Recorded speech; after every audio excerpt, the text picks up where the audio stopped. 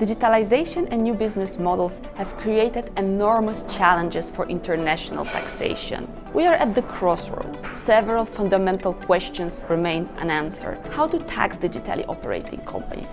Where to tax them? What to tax? Profit, turnover, data, intangibles, user participation. The OECD is driving the international debate on taxing the digital economy. It's looking at various proposals, how to change the current tax system, hoping to bring 125 countries to a consensus. We have been searching for a solution already since 2013, and no solution has been found so far. Some countries became impatient.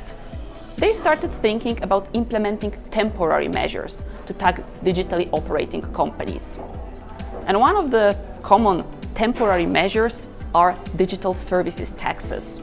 Digital service tax proposals have been announced in many European countries, in France, in the UK, in Austria, Poland and the Czech Republic, just to name a few. They are intended to be temporary measures, but if there is no global solution, they will become permanent.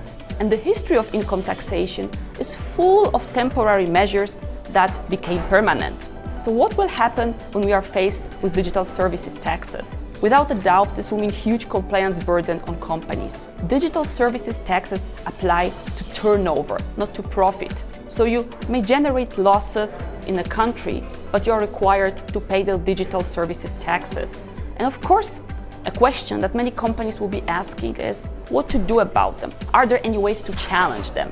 And yes, there are. Some of them are more easier than others. For example, there are good arguments to claim that digital services taxes would operate as de facto tariffs, violating the WTO law. That means a country, for example the United States, can make a WTO claim against a country that have introduced digital services taxes. WTO cases, procedures, take quite a lot of time to be resolved. So it may take 2 years or more. But there are also ways to challenge digital services taxes under EU law. There are good arguments to claim that these taxes violate the state aid rules and the fundamental freedoms. State aid means benefits granted by governments on a discretionary basis. So it's about selectivity.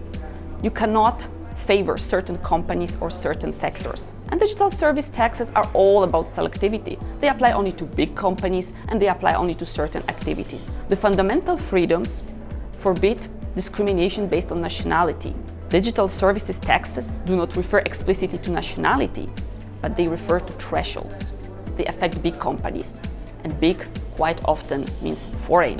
And that would mean that the prohibition of nationality discrimination is violated.